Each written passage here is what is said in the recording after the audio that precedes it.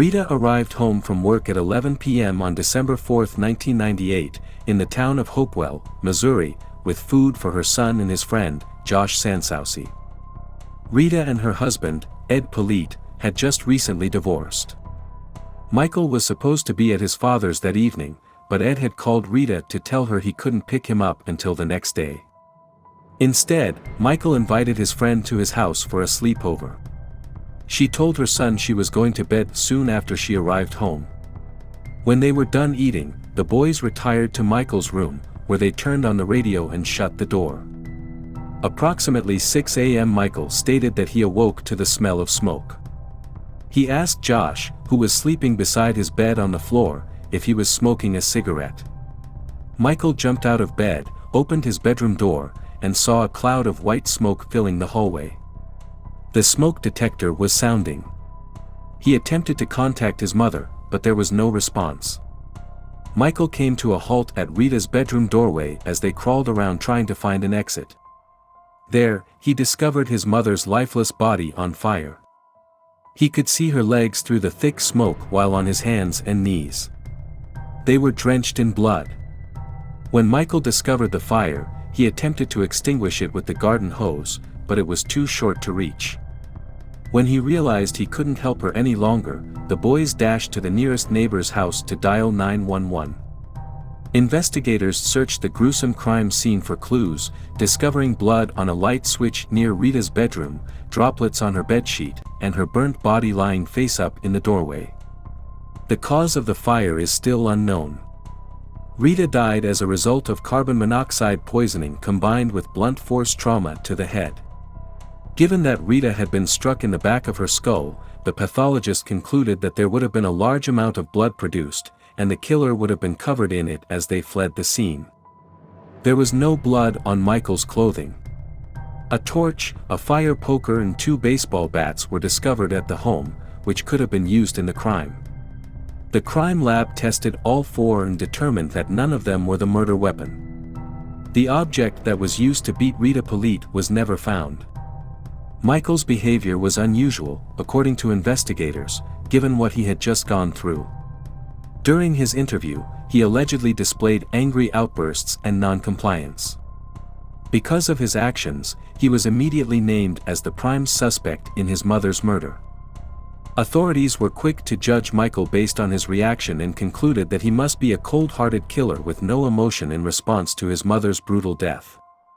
Many avenues of the investigation were never explored because they assumed his guilt early on. Footprints on the ground outside the caravan home were never collected as evidence. Neighbors reported hearing dogs barking at 3 a.m. that morning, and Michael's friend, Josh, claimed to have heard the same thing, but the incident was never investigated further. Did the dogs detect anyone lurking outside the house? Michael was heavily interrogated for the next 48 hours and was not allowed to sleep. He was not given an attorney, and no adult was present. A computer voice stress analysis was also failed by the adolescent. This extremely untrustworthy test was performed only 6 hours after the boy discovered his mother's murdered body. High levels of stress were detected, which was unsurprising. Forensic laboratory tests initially confirmed the presence of petrol on Michael's shoes. This was the last straw for him. He was arrested and charged with murder, but his trial did not begin until 2003, 4 years later. He has maintained his innocence since the beginning. Modern testing was later performed on the shoes Michael was wearing the night his mother died.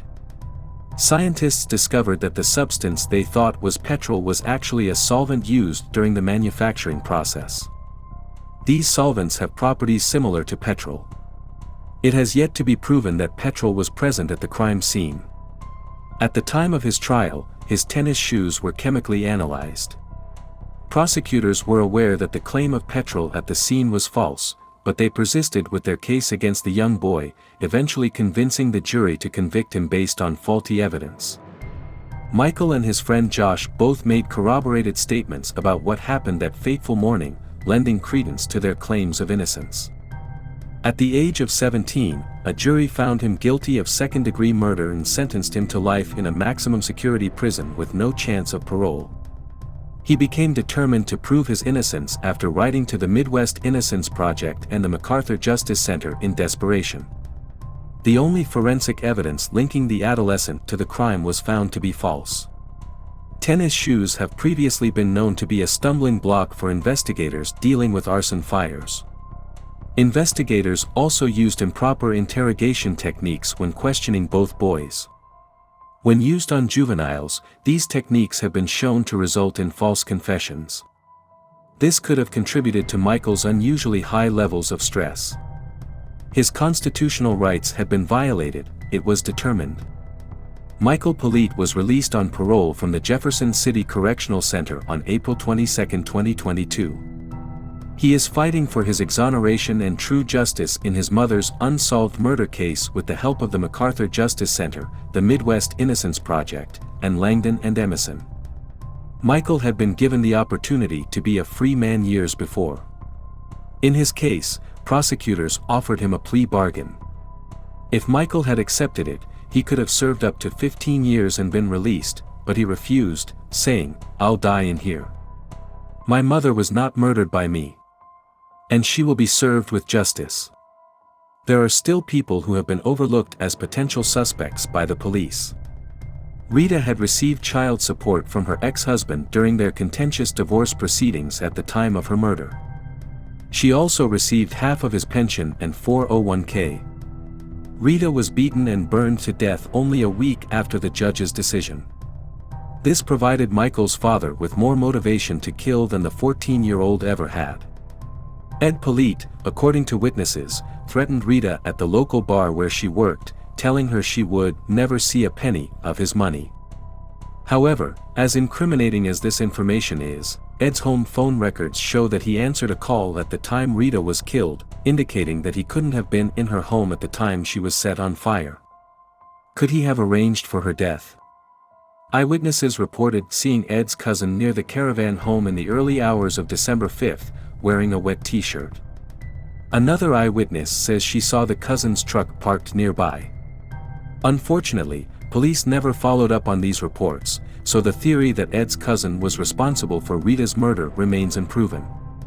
Ed is convinced that his son is not the murderer.